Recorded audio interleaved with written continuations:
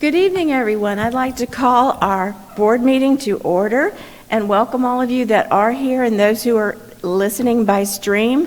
Thank you very much for being a part of us. And we do, just so you know, we do have closed caption, so you can read my lips. We do have closed caption. For those of you who are hearing impaired, we want to make sure you understand everything that is being discussed this evening, but it is recorded. So while it's live, we will try to pull our mask off while we speak, and then we'll put our masks back on. I do need an approval for the agenda this evening. So moved. Thank you, Mr. Evan Guthrie. A second. Ms. Tupper, any discussion? All those in favor, please raise your hand. Thank you. I have the honor of saying the invocation, and those of you who would like to join me, I would be honored for you too.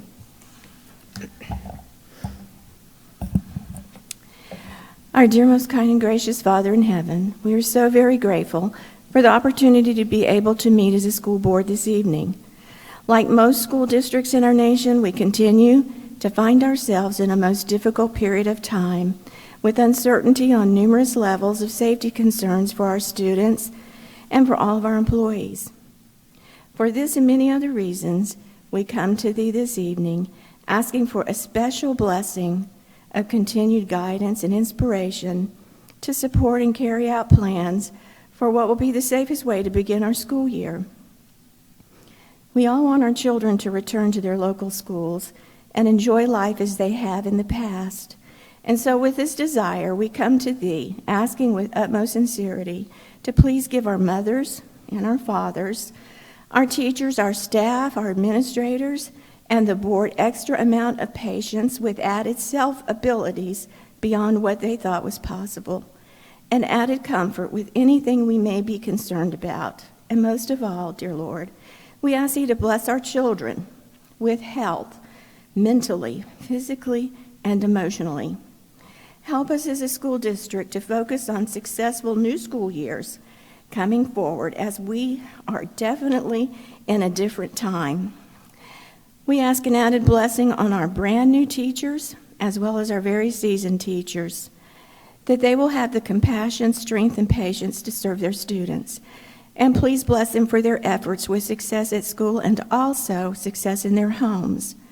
As always, our prayer is to help us as a school board to be mindful of those we represent and do our very best in every way. These things we pray for and thank thee for humbly in thy name. Amen. Amen. I pledge allegiance to the flag of the United States of America and to the republic for which it stands, one nation, under God, indivisible, with liberty and justice for all.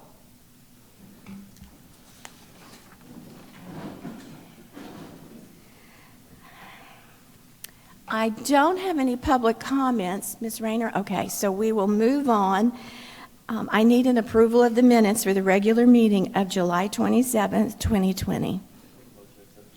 Thank you. Mr. Farnsworth made the motion, and Ms. Crosby seconded it. I also need an approval for the called meeting of August 4th, 2020. So moved. Mr. Guthrie made the motion. And, okay, Mr. Mitchum seconded. Any discussion? All those in favor, raise your hand. Thank you. Under unfinished business, we had the pleasure earlier tonight, for those of you who weren't able to watch it, to have a workshop with Thompson Turner. And at this time, I would like to turn the time over to Mr. Ben Thompson. Thank you for coming and staying for this part, too.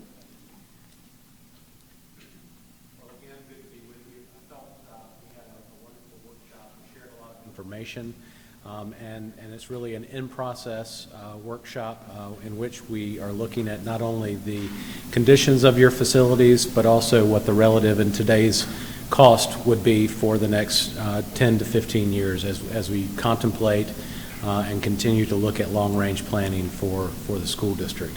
Again, we visited 26 facilities. You now have a draft version of the conditions at each one of those facilities. and we note all of the things, all of the deficiencies, and all of the things that are working and areas in which you may look to improve at each one of those facilities overall. Internal to the document and the method in which we rated those systems is defined in that executive summary as well, but we essentially look at anywhere from 400 to 500 individual components of every single school. And within inside of those components, we rate each one of those from a scale of 1 being the most critical that you need to take a look at over the next 2 years, all the way to 5, which is an excellent condition and would need to be looked at maybe in 5 years or so. So overall, on the right-hand side of the screen, you'll see all of those ratings go up to what the overall rating of the facility would be. A lot of 4s on this list, a lot of 3s, which is fair and in good condition. And then it starts to lead us into the areas of 2s, where we really need to focus, or where we can consider focus of efforts from a capital expenditure standpoint and a maintenance standpoint moving forward.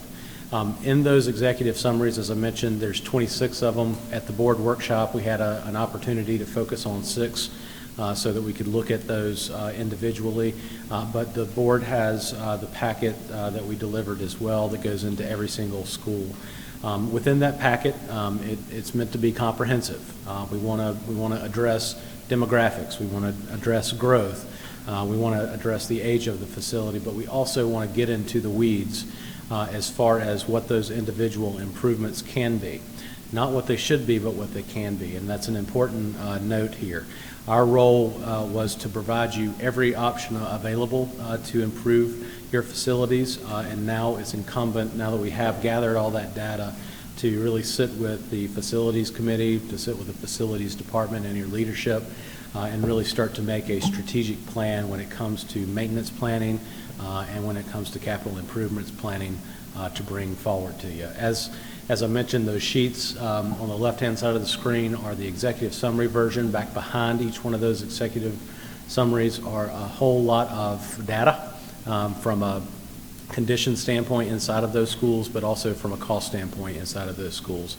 This is a representative of Somerville Elementary School, in which we dove into all of the components, from site to building envelope to interiors to mechanical, electrical, plumbing systems, and to health, safety, and security measures within this school. And we did that more broadly in every single school. So now you have essentially a catalog and a database of every single school within the school district, in which we can make strategic decisions moving forward. In this case, that number over a 10 or 15 time window is about $9.5 million. And while that's a big number, what I want to bring forward to you is that that's not the final version. That's just all the data aggregated to that final line item, and that's that working that we're going to be doing over the next couple weeks with the group to make sure that we get exactly what's necessary and needed in each individual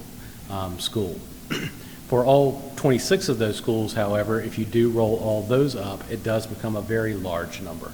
And really that's where we're going, is to make sure that we understand what the needs are, but are able to chop those needs in such a way that we can smartly and make wise decisions about the allocation of maintenance funding, the allocation of capital improvements funding for the future.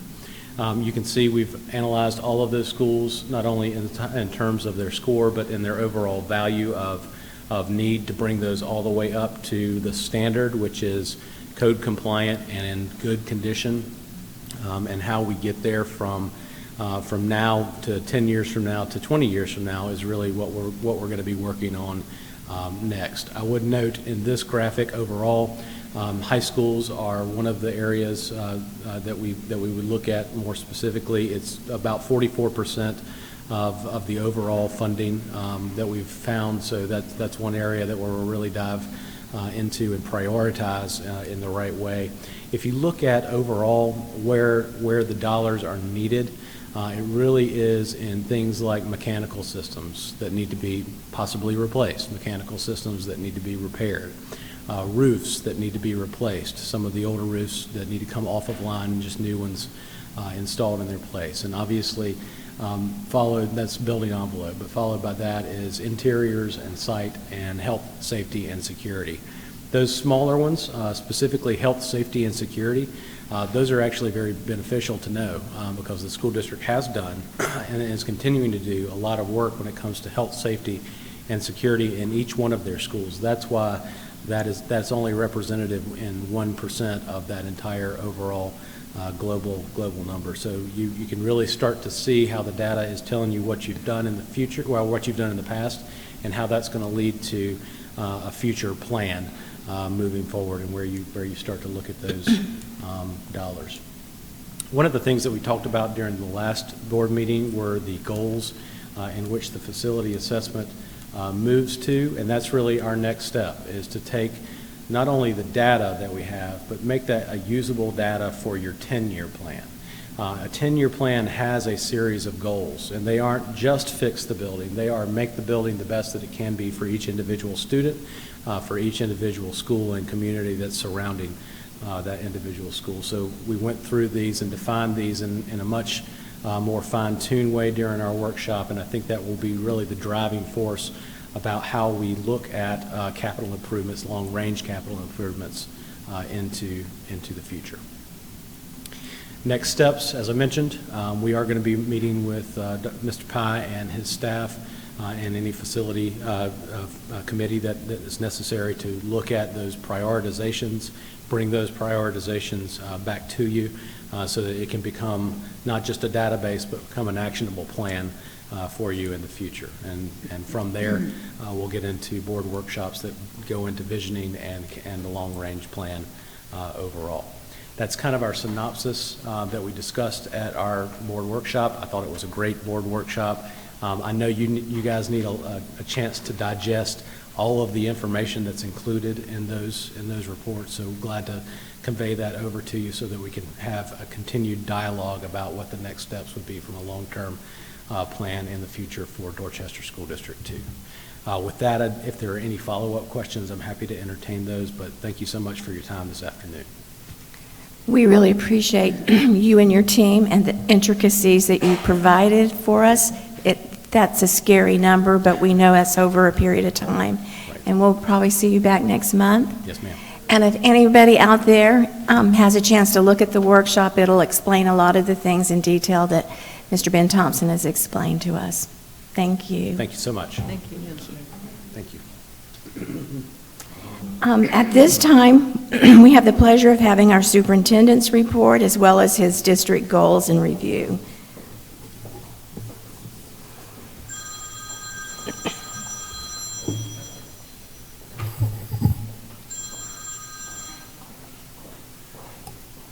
I may or may not use any of that. I've had some eye surgery on one eye. I've got another one planned, and they're so full of drops.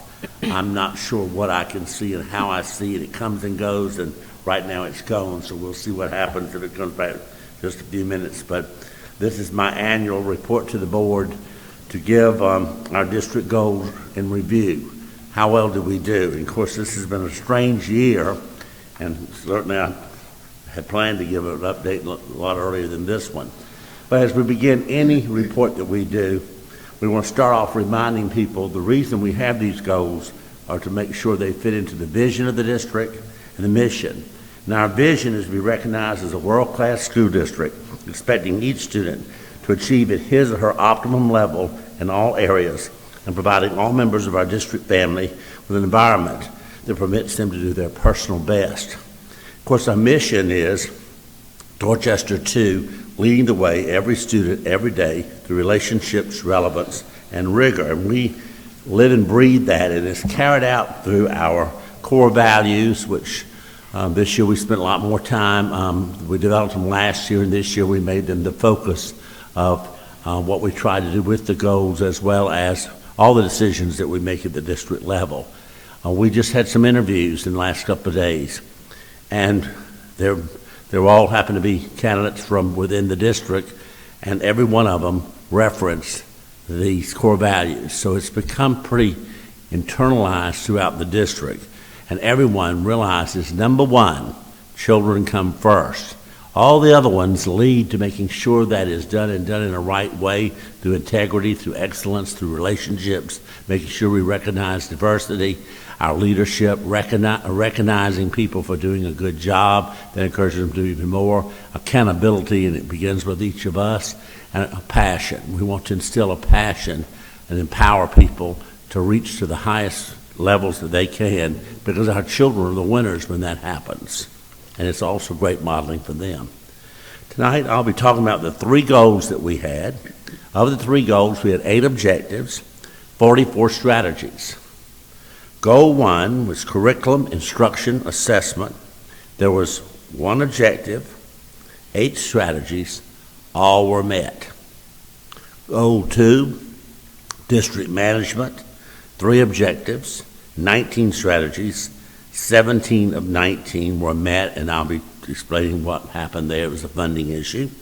And goal 3, organizational climate, culture, and communications, there were 4 objectives, 18 strategies, and all of them were met. Not a slide that I don't think she has it this. Yes, you do. Before I really get started in the program, these are some of the ones that come to mind. If I was just talking to you and you passed me on the street and said, talk to me about this year, what excited you, what some things that you spent time on before this virus problem came about, and I will tell you these are the main ones. Technology. The whole year, starting last summer, all year we have been teaching teachers how to better utilize technology. We ordered the technology, over $16 million worth, chosen by students and teachers. They actually were in that process, great lengthy process that we did, and we set a timeline up, and all those are coming in just in time for our Labor Day, opening of school after Labor Day. So it has come together. I mean, it's just been wonderful to watch it in a district that I thought was pretty good in technology, but it's obvious we were lacking tremendously, as we've had to focus so much on so many areas to make sure we have enough people to service the computers when they get here. How are we going to deploy these things? And 27,000 computers will be distributed this month in August. That's a lot of computers, a lot of people, and a lot of time. But I'm very proud of how that's going, and we check it every day to make sure that indeed we're on target. Food service. We did explore, as we do every year, various programs to look to see what advantage it would be to outsource it. And of course, after much consideration and thought, we did decide to do that at the end of the year. We explored it, but we took it to you and recommended that we felt it was time to do that. And Sodexo is the company we're working with, and we're very pleased with what they're doing already. They've had a lot of experience. They're a worldwide organization, and they are dealing with so many districts with this pandemic that we are not having to tell them, like we would normally have to do that for food service. They're approaching us with what they're doing for other districts, so we know we're on the cutting edge of doing the right thing. Our first time out should be a charm. Of course, the facility study that you just heard tonight, a piece of that, we've been hearing portions of it. The part on growth was most essential for us to be able to know where to build new schools in the future, how to look at our attendance area zones, which that's up there. Is it up there? It's supposed to be up there. Attendance lines, I skipped it. But attendance lines was a big thing. Now, you know when we started, those of you that came to the first workshops, I knew you'd come to one and I would not see you again. You wear bulletproof vests. There were lots of questions. But I hope you see the trademark that I'd like to think the public has picked up with us. We do take input. No decision's final, and I'm apt to change it. If I think it's wrong, we will change it. The problem is oftentimes we don't have many options, and option A may not be only slightly better than option B or C. So in this particular case, we went around and around with each one of the meetings, and at the end of the day, we came up with a plan that was kind of a composite of all of them together.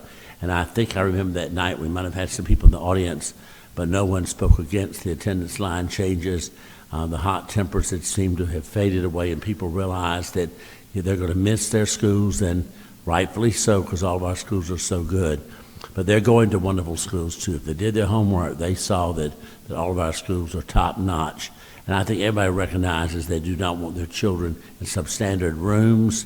They don't want them in large classes. So they saw the overall goal of what we were trying to do. But even in that meeting, as we unveiled the facility study about what we were seeing with the growth, people were stunned. Like, where'd y'all make this up at?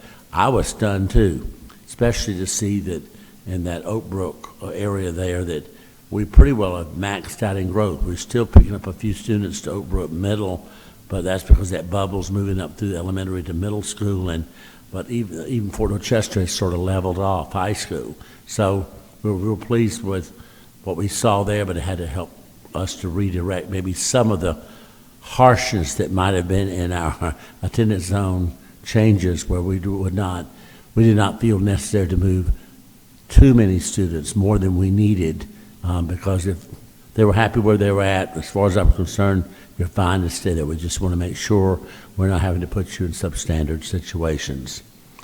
And of course, tonight we saw that we have well over $200-something million in needs, because all of our money, since I've been superintendent, just about has gone towards new schools, new seats, because of the growth has been phenomenal. Now that we're kind of catching up there, it is time that we begin to focus on our future planning on how do we find the funding to do the various things that was brought up tonight. How do we prioritize those things?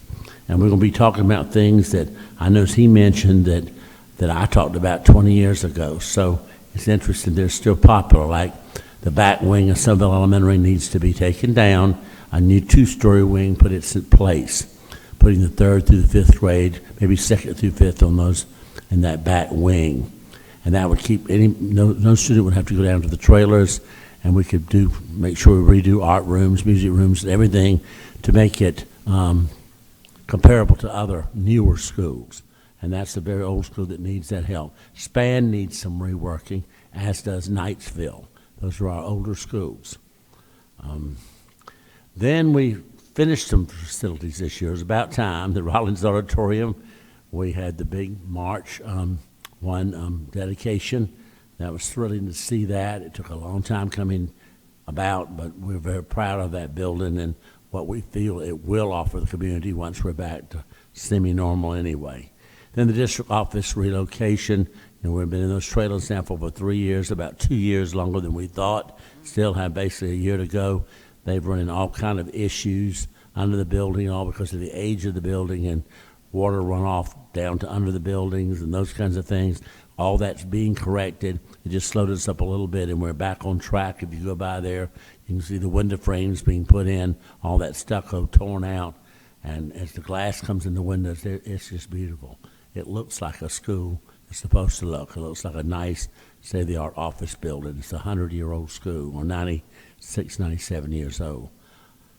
The Aquatic Center, we just went to that. That was on our referendum many years ago, and it took a long time getting that. There were a lot of curves in the road, a lot of discussions, but those of us who were present and saw that.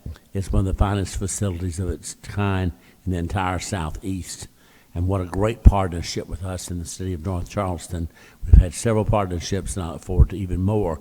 They're a great group of people to work with, and they certainly, as you can see the signage on the building, the way our name was printed on the invitation, we're an equal partner. We're not an afterthought. We're an equal partner, and they've certainly looked out for the interest of our district and for our children. And, of course, when we get back in regular school, we hope to begin the swimming lessons for our elementary students. Then the Manufacturing Center. What a state-of-the-art building that is. That is just fabulous, and those numbers are just going through the roof. Now that we have a facility, you build it, they will come. There's a lot of truth to that. But also the entire CAPE, the increased numbers, all the courses we've added, programs we've added, we saw this year we were able to appreciate a large bump in the numbers. I'm hoping now with this virus and us having to do a lot of virtual programs, which we can do, Kate, a lot of them virtually, some maybe not, as well as others, that I hope that will not affect our numbers, that we will continue growing there as we're preparing kids for the workforce. That's the value of that. On that first goal of the three major goals was curriculum, instruction, and assessment. There's one objective, and that's to increase opportunities for a district-wide STEM math initiative. There were 8 strategies. We met all of those. But just to highlight it, the one we did not meet was to explore, we explored hiring the STEM coordinator, but funding was not available to actually come to you and ask that be added to the organizational chart. We felt it was inappropriate with so many needs that we have. We're going to need in the future, but we put it on hold for right now. Each of our schools, especially the elementary schools, have gone all out to put their STEM labs in the school. Our middle schools like Oak Brook Middle and particularly DuBose Middle have gone all out with their STEM programs, and very proud of their initiatives and the things they're doing in training their teachers and preparing their students. And then, of course, High School 101, the new course that we heard a lot about. It's going to kind of come together and bring a myriad of topics together, including goal setting, study skills, time management, academic planning, financial literacy, employability, soft skills, comprehensive health education, suicide prevention, resume writing, and job interview skills among them. It's probably not limited to just that. So that's a big focus. We did explore providing STEM professional development, and we did that working with the STEM Center, South Carolina. Okay. District management. There are 3 objectives there, 19 strategies. That's where we met 17 of the 19. And that's where we're district management. It's our finance, our facilities, and our technology. This first page here, this is objective 1, that's finance. That's where we wanted to continue to implement a current salary study and explore conducting a new salary study for the jobs that we didn't have information on. Both of those were held back due to funding. First of all, it's two-edged sword. We already know we're behind in most areas. Why flaunt it? Why spend money that could be spent in the classroom on a study to tell us what we already know when there's no funding? Some will tell you as a coach your supplement's not what it should be if you were in another district. But, we know that to be a fact, but we can't give you any new money because we don't have any. So there's no sense in bragging about that. So we just put it on hold and decided once we see any kind of funding, particularly from the state, then perhaps we can then dust off what we have and then update it like we did the facility study and go ahead and make all salaries like they should be in every area. So that was the 2 there. On district management objective 2, that's the maintenance department. And we wanted to complete all building projects. We did all of them except the district office renovation. It was supposed to have been completed this past spring or this fall, November, October of this year, and I think we were after Christmas. We were going to upgrade the designated middle school athletic fields, like for football and baseball and softball. We were underway doing all of that when the middle school principals met with the high school principals, and they all decided this should be under the umbrella of the high schools using their facilities and using the B team model for those type of sports that are very expensive to operate and also can be dangerous, and we need trainers and those kinds of things. So we moved the middle school field sports to the high school level.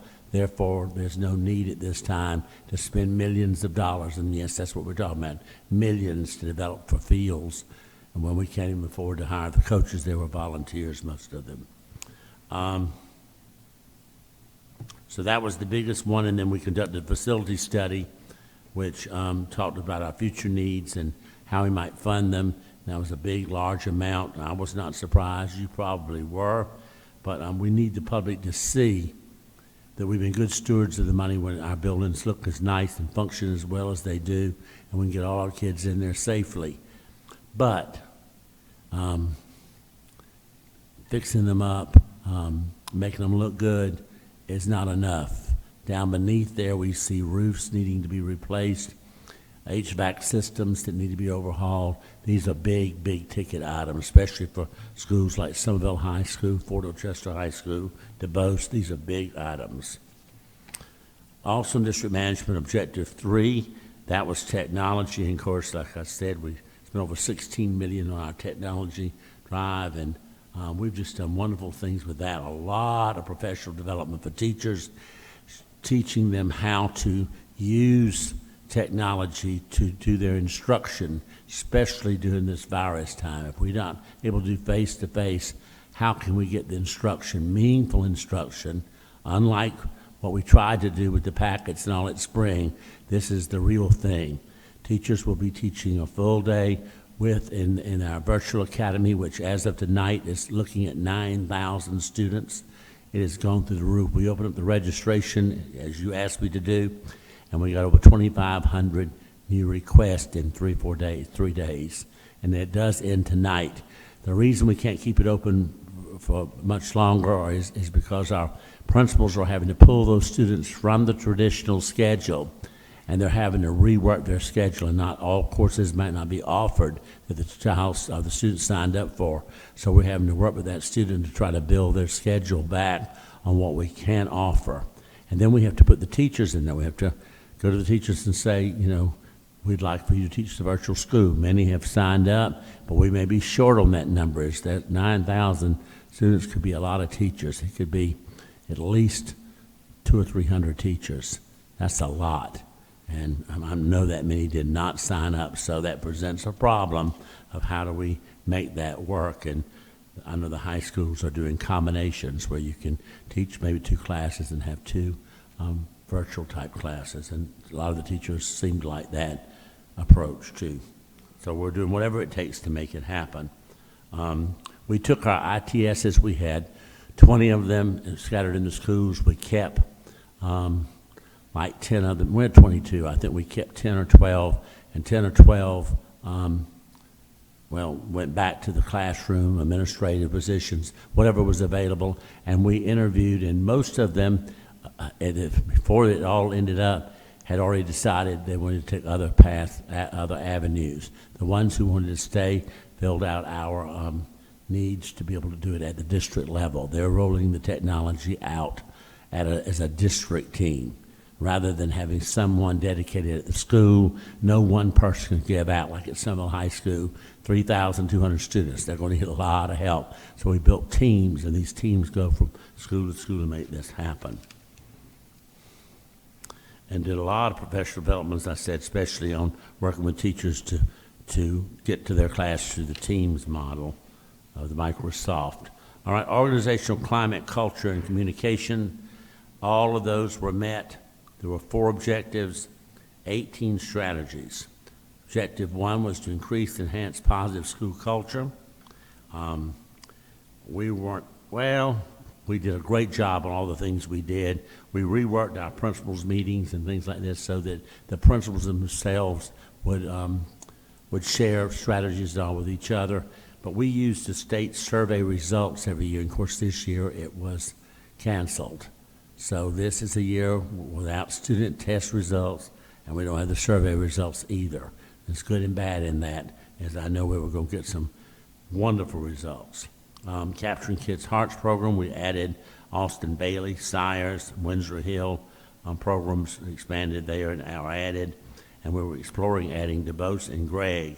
Since then, those 2 schools have backed down. I know DeBose did, and we decided to take back the leadership portion to train the district office staff and some of our principals in the leadership model, to take that money and give back to the schools to enhance developing the school cultures that way. Of course, the last one, the Behavioral Alternative Placement Program, is ongoing. It's very expensive, and it's so many ways we can look at making that happen. Now I have a page or 2, you see all the stuff right there that we can do to make that happen through guidance counselors and special ed and adult ed.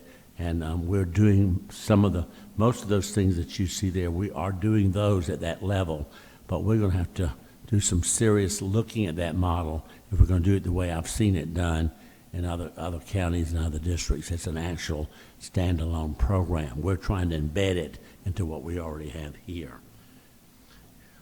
The next objective is to increase parent and community engagement, like increasing PTA, PTASA, the school improvement councils, their involvements in the schools, also increasing the number of volunteers and business partnerships. And we hired a parenting coordinator, Teresa Kelly, as the parenting coordinator, doing a fabulous job there. And of course, you know, we have those centers, the parenting centers at some of our elementary schools. And parents can go check out materials there and get their children hooked at age 2 and 3. They bring them in there, they're read to, and they can take games home and what have you, and the parents are taught how to work with the kids and all at home. That's a wonderful program through Title I that Mr. Wyndham has going and doing a real good job of it. Objective 3, those are just some things that we did individually. But Objective 3 is continue to develop and emphasize best practices in leadership skills. That's developing teachers that want to be leaders to become leaders, and also developing our assistant principals to be principals, and our principals to be eventual supervisors at maybe the district level. So we've got various programs. One is the Citadel cohort, where the district's paying a portion of their through our staff development monies, their tuition. They get a discount from the Citadel, and they're going basically for half price. And we had to have like 10. We've got like 12. We're with some other counties, and it's working beautifully. We did this 1 year before, and it was quite a hit. We're also the principals meetings, like I said, doing a lot of stuff through there to talk about school culture and how principals need to be in charge of that within their building. They need to be responsible for that. They hold the key to make it happen or not happen within their school. Then we got the Tri-County Cradle to Career Principal Training Program. We took part in that, and it was meant to be well. It was wonderful. I was on the planning stages of that when I was on the board there. They're going to have to restructure. Our principals, after one meeting, did not want to go. Everything they were hearing in the meetings, they already had been trained in Dorchester too. And they just said it was painful. Everybody's at a different level, and of course, this is where they started. They started on evaluation of teachers and how do you conference with teachers. We have spent a massive amount of time the last 3 years on that. Everybody's trained in Dorchester too on that type of thing, and some of the other individuals, it was their first exposure from other places. So there was a need for it. It's just they should have done a needs assessment, and they'd have realized our principals would not have checked that high on the list to be discussed. So they're reworking that so they can put some things there that our folks would see an advantage of working on that will make them stronger leaders. Learning by design is a big thing for us, and we certainly want to continue that, and we'll be doing that this year. Our breakout meetings, we have the principals meeting like the morning part of the day, and that afternoon they break down into elementary and secondary, and they work with their directors, and they get down in the weeds and do PLCs and literally get specific about things to their area, and they share, like the middle school principals share what they're doing, and all of them get on board and try to do some of the same things. So it's a showcase of school initiatives, good ones. Objective 4, continue to explore and expand opportunities, best practices to increase staff retention. This is, right now, it's hard for us to do a whole lot about the teacher shortage because the funding, we don't have the funding to pay the money that people deserve to have. We're competitive, but not as much as our neighbors, who obviously have more to play with money than we do. We have then instead of going out and actually attracting people, which is important, we have to retain them with good school morale. We want people in their school to be happy they're in the Dorchester 2 family. We want them to see that they mean something to us. They count, that it's not a face, that they're important in the overall mission and vision of the school district. And we're a team here. We're Team Dorchester. So we work hard to sell that concept and hope that people will stay for no other reason to say, I feel like I have better working conditions than I may have in another district. We do the exit conferences, where the teachers leave, to talk to them about, why did you leave? We watch the numbers when, end of the year, when, say, a school loses 10 or 15 teachers, we're all over it. We send staff to the school. Let's talk about what we saw in the climate survey. Let's talk about what we're hearing, the exit interviews, and you talked to me about why is this number what it is. A lot of times it's just simple family planning, it's a husband relocating, someone getting married, and you pull those people out and retiring. In a minute, you could have 6, 8, or 10 people for those reasons, and it could only be 2 or 3 that indicated they were unhappy by the way that perhaps were treated or not treated. We had our groups. Well, certainly our liaisons are very important to us. We also, for teachers, parents, and students, and we had our teacher council, we had the steering committee for the reopening of schools, and with our subcommittees. To show you how I value them, I am meeting with the subcommittee on communication tomorrow. We've been making lots of decisions in this boardroom and other places, and we've been getting it out, but no one's in school for me to ask, how's it going? So we're going to ask parents, students, and teachers that are on all our committees. We're pulling them together for that one committee meeting. Here's some of the things we've come up with. What are you hearing? How's it going? What's the questions? What are we leaving out in our communication? Is it too wordy and should be more concise? We're trying to get some feedback. And when I ask for feedback, we get the best results. When we forget to do the feedback, it doesn't work quite as well. Because our people that work in this district love working with us and each other. They trust us. But when they're not in the loop, we're asking them to make it up. If you don't hear it from us, then gossip and making things up is the only channel of communication that you have. So we need to be wide open listening and try to make sure we're communicating properly to all our stakeholders. Now, looking ahead for 2020, 2021, in the midst of every situation, including the COVID pandemic, we have to maintain quality, tradition, and vision. We have to continue to lead the way, every student, every day, through relationships, relevance, and rigor. We have to strive to be a world-class school district where students achieve at their optimal level in all areas in an environment that permits our district family to do their personal best. Keep core value number 1, students, children come first at the center of every decision and action made by each of us in leadership roles. Thank you. Any questions? That's what I was going to go around. Does Mr. Mitchum, is there anything? Ms. Crosby? Ms. Tupper? No. Turn your mic on. Okay, you don't want to ask me now? Turn your mic on. Thank you. I can wait. You were talking about the teachers have been trained on these computers. Now, when will these elementary kids be trained? Will they be trained during LEAP or how? Yeah, LEAP is our plan for the elementary. High schools are bringing the high school students in the week before teachers come, and we have those set up that the computers are there. They will receive their computers, and they'll watch a video on it, and they'll get other instructions in which they can take with them and hopefully come back with the computer. When we come back to school, they'll all bring them back. They'll take their agreements with them because we have to have, the first day they might look at this, they have to have the agreement signed and turned in exchange for the computer. That's the prerequisite that we're going to make sure we have a basic contract with the parents, especially the younger children, and with the older children, that they will take care of the computer. They know the uses that it's intended to do. It's not going to ever replace a teacher. We want them to understand that. Neither is it a plaything. It's not a toy. And it's not to be misused for things that they're not supposed to be going to. So those are precious things to us, and we've got policies you've been doing to make sure they're aware of how we will handle that if people are in violation of those policies. So they'll be trained when? The elementary? The elementary during LEAP week, it starts there, and then as soon as we get them on campus, which if LEAP week, enough of them do not come, we'll have to have sessions. We bring small groups in while they're all doing e-learning.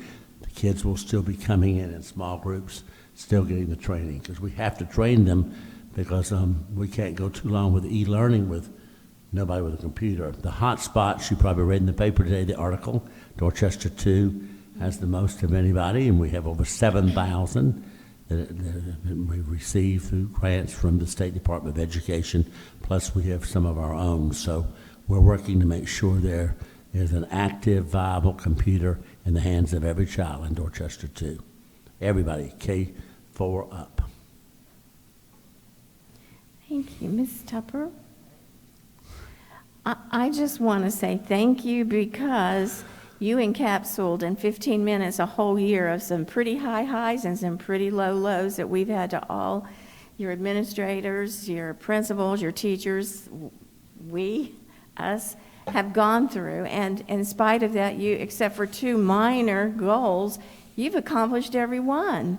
That was money. If you'd give me some money, if you'd rob a bank and bring me some of that money, I could do those too. I wish we could. I do have one question. The parent community centers are wonderful. I've only been a few times. They've been packed when I go. When will they open, do you anticipate? Mr. Wyndham, of course, is not here. Laurie, are you aware when they're opening? I don't know. We can certainly take a look at that, see, my thoughts, Ms. Robinson. Sorry. Sorry about that. My thoughts, Ms. Robinson, are that if, as long as we could possibly social distance and limit the number, that we could take a look at that. But honestly, that's not one that we've started talking about just yet. Gee, I wonder why. I just think they're wonderful, the few times I've been, and I know they're probably, especially that group of wonderful parents want to get Yeah, back. we So were very excited with the numbers because each month last year, Ms. Kelly did a great job of keeping track. How many families were coming with their toddlers and the parents too, and so each month we saw it going up until March, but then they still did something virtually, and they had quite a few families virtually as Wow. well. So they've been doing that through the summer. thank you, Ms. Eastep. You're welcome. That's all I have. Ms. Hughes? Mr. Farnsworth? Just a couple of quick things. First of all, thank you, Mr. Pye, and your team. Your goals, and every year I look forward to this discussion because it shows it's where the rubber meets the road for the district, and you know the real reasons behind why I think we're such a phenomenal district is because of this stuff. A lot of people don't realize kind of how the sausage is made, and so that certainly helps there. One thing I was going to point out, and because we've got a larger audience now with our live stream, which I think is a good thing, and a lot of folks I don't think have heard this discussion, but the trend for the past few years, if you look at your goals, the trend where you're not able to meet your objectives is due 100% to funding. Correct.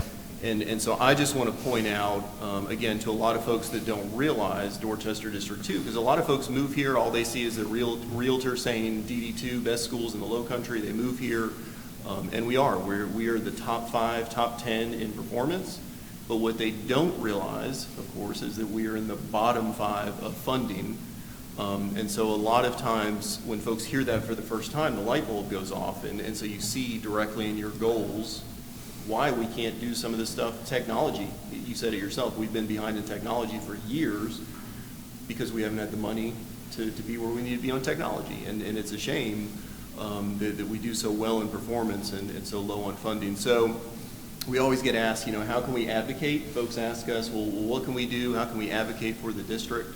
2 things I want folks to go look at. I want them to look at Act 388. That's probably the first piece of it. I'm only going to give them one. I'll give them one homework assignment. Just go look up Act 388 because that'll take up more than enough time and see where our funding falls. We've lost millions. Yeah. And when I talk to other districts, which I do often, and they're telling me about what they're offering and they're not offering, and they are the same size as we are, they have 65 to 85 million more dollars a year. If I had 65 or 85, we would be chipping away on this. Our teachers would be the highest paid in the whole United States. I'd make sure I don't know if I could spend it all. I'm telling you, that's a lot of money when you've not had much to play with and you pay your bills, there's so little left. We have to prioritize that. I know Dr. Huggins and Ms. Canarins are sick of me in my cabinet meetings. I listen, I can get more excited than anybody in the district on some creative idea. But then I pull us all out of the sky with, well, how are we paying for this? Does anybody have an idea? And then I want to get mad with them. Why would you come in here and get me worked all up and remind me of something else we can't have? because it bothers me that we can't have it. But we want to put it in the goals. We have to strive to have it, and we can't use it as an excuse, because where there's a will, there usually is a way. Who would have ever guessed we could pull together the monies to build a new middle school? Who would ever guessed that would have happened? And of course, it was unique how it happened, but things like that do occur every now and then that gets us over the hump of a problem that we have. So we got to keep the faith and understand it will happen. Yeah, and again, it's a shame. You look at our neighbors to the east in Charleston County, $15,000 on a per student cost, $15,000 plus, and we're lucky if we break $10,000 per student. So I mean, you look at that, that's tens of millions of dollars that we lose every year. So again, my hat's off for what you deal with and what we deal with on a day-to-day basis for the amount of the funding that we get is really shameful. It's atrocious in DD2. So I just want folks to really understand we've got some major funding issues in DD2. So had we not had the pandemic, we probably would have done those too. That was about when we were trying to make the decision. Remember, we were exploring it. We were going to come to you to add for the fall, but this is not the year for that. So that's why we backed off. But we were trying to make it work because we really need it. Sure. It's something, STEM education, so important for our kids to get the jobs and the college scholarships they deserve. And we do a great job with science here, but it can be so much more. And I want to be on the cutting edge. Absolutely. Thank you. Thank you. Evan? You're good. Okay, thank y'all so much. Thank you, Mr. Pye. And speaking of money, we now hear from our finance director, Ms. Tina Meunier.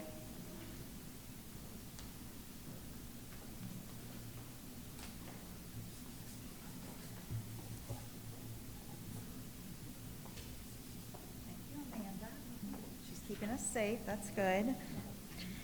So speaking of money, tonight I bring before you Chairwoman Robinson, school board members, and Mr. Pye, something for your consideration, whether or not we would like to participate in the SCAGO Tax Anticipation Note program for this year.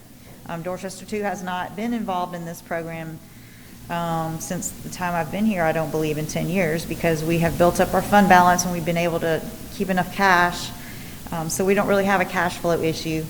So sometimes school districts don't have enough cash to get them through until they get their local taxes from the county. So we've been able to do that with our fund balance, even though it's capped at 15%. But we're able to keep up with that. Unfortunately, we've never experienced COVID-19 before, so we're not exactly positive how our cash flows will look. If by chance the state delays our monies coming in, or if we don't get our local tax monies from the county, we may have a delay in being able to pay our bills. They have not communicated that to us. We haven't heard that. This is just something that the SCAGO, the Association of Governmental Organizations, has approached us with just due to COVID-19. They want to just help us to make sure we have a little cushion just in case. Excuse me. So this year the TAM program is structured just a little bit differently. It'll be taxable notes, so we will have to pay a small interest rate on it. However, we would get the monies, it will be a short-term borrowing, and we would be able to put it into our local government investment pool, which right now is a little less than 1% of earnings. And our rate, hopefully if the market is favorable to us, is a little less than 1% for an interest rate. So we may come out a wash, or maybe just a little bit, just to have that cushion. So this is something to bring to you for your consideration. I spoke with Mr. Pye and Ms. Robinson about this, and we thought that perhaps 1 month's worth of our operating budget might be prudent for us to have, just to have that cushion for 1 month. So that would be $18 million. The notes would be sold at the end of August, and we will receive the money in September. But we have to let them know so that we can do a resolution at our next board meeting. So if anybody has any questions about that. Any questions? No, so do you need a motion to approve? Yes, I will. We will, yes. Okay, I'll make a motion to approve the TANs. So this will be the that you're approving for the participation in the program. Participation within the TANs, yes. And then I'll bring a resolution to you the next time. Okay. I will need a second. I'll second. Okay, Mr. Farnsworth, any discussion? Just a quick question. So is, assuming if we did not have to use those, we would just pay, could we pay those back early? Yes, yes, and Ms. Robinson asked me that question too, but we would still have a small interest rate that we have to pay on that because they would be taxable bonds, taxable notes. Got it. Thank you. Thank you. All right, all those in favor, raise your hand. 7, that's unanimous. Okay, thank you. I'll bring the resolution at the next meeting. Thank you so much. Okay, and in our personnel report tonight, you have in your packets the resignations for 2019 and 2020, as well as the recommendations for 2020 and 2021, and I'll need a motion to approve that. Ms. Lisa Tupper made the motion. Do we have a second? Ms. Hughes, any discussion? All those in favor, raise your hand. All right, it's 7, and that's unanimous. Moving on, we have board committee reports, and so I'm going to turn that time over to our policy chair, Mr. Evan Guthrie. So the policy committee has some recommendations for policies for first reading, and the first set of policies are going to be for adoption, and then the second set of policies are being consideration for deletion, and that's going to be the new policies are going to overtake the old policies, and just a reminder to everybody on this that's listening in and watching is that all these policies, there are a bunch of acronyms that I'll read off tonight, but they're all available online. You can look over them. And this is just a first reading tonight, so you have plenty of time to look over them before the next meeting where the second reading. So the first set for adoptions of the new policies are going to be policy GBAA, sexual harassment and retaliation. And this can be for staff. And second policy is going to be policy GBAA-EI, E1, sexual harassment and retaliation complaint form for staff. And the next policy is going to be JIAA, sexual harassment and retaliation student. And the next policy is going to be JIAA-E1, sexual harassment and retaliation complaint form for student. And the next policy is going to be KI, visitors, and this is going to be just recommendations for new revisions suggested by the State School Board Association just for the COVID-19 protecting us and making sure that sort of revising our policies for those considerations. And policy KIR, it's going to be a temporary administrative rule for visitors for school facilities. And then the next set of policies are going to be for deletion consideration. Policy GBAA, sexual harassment and harassment, or discrimination and harassment, and that's being replaced by the policy I just named. And policy GBAAE, sexual harassment complaint form, and that's being replaced as well. And the next policy for deletion is JIK, student sexual harassment, and it's being replaced by the policy I read above. And the next policy is going to be JIKE, sexual harassment formal complaint form, and that's also being replaced. Thank you, Mr. Guthrie. That was a lot of policies to go through. And at this time, I need a motion to accept the first reading of these policies. Ms. Crosby made that motion. I need a second. Mr. Farnsworth, any more discussion? Really quick question. Looking at KIR, the administrative rule? So the COVID-19 visitors to school facilities rule. Any need, or did you guys discuss, in the last sentence in there, it says the temporary restrictions will remain in effect for the duration of the public health emergency or until repealed by the district. Is there any need to be more specific, potentially, as far as how those get unwound for that specific rule? I know in our plan, we've got it very specifically, these are the levels we will dial this back. I just don't know if for this particular rule, it makes sense to have something more specific.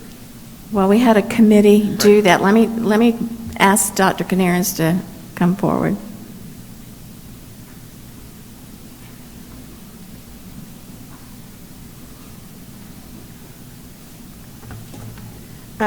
to answer your question, we did not have specific conversation about that. This was the language that SCASBA had recommended, and the committee felt like it was fine to go forward, but I certainly don't mind looking at that to see if it could be more specific with a timeline or based on the health conditions as our district has set forth. We could certainly look at that. Yeah, that's it. And this is the first reading, so we've got a chance to update. But I think, what public health emergency, who determines that as a DHEC, who? So maybe add some specific language based on DHEC metrics, 2-week metrics, much like we're doing with the fluidity of school instructional models. I just think it could make a Sure. lot of sense. Be glad to. Yeah, thank you. Okay, any more discussion? All those in favor, raise your hand. And that is unanimous. At this time, do we, Ms. Rayner, have any public comments? We do not, okay. So at this time, we need to go into executive session. I'll need a motion for personnel matters related to recommendations for hire, as well as proposed contractual negotiations for the Somerville High School Stadium with the town of Somerville in Dorchester County. So moved. Okay, Mr. Guthrie, a second. Ms. Tupper, second. Any discussion? All those in favor, raise your hand. Okay, that's unanimous. Thank you. We'll return in a little while.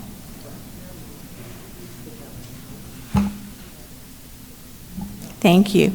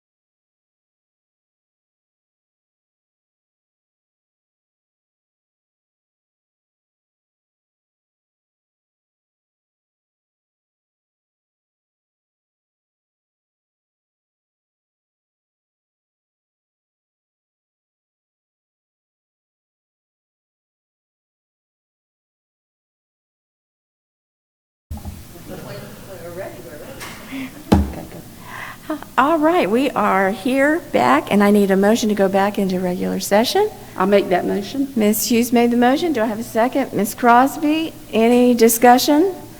All those in favor, raise your hand. Thank you. Okay. Now I need a motion to accept the personnel report. I'll make the motion to accept the personnel recommendation. Thank you. I'll second. Seconded by Gail Hughes, made by Ms. Tupper. Any discussion? All those in favor, raise your hand. It is unanimous. Now I need a motion to adjourn. Evan Guthrie. Motion to adjourn. We already know you will. A second. Justin Farnsworth. All those in favor? Thank you very much, and thank you for listening.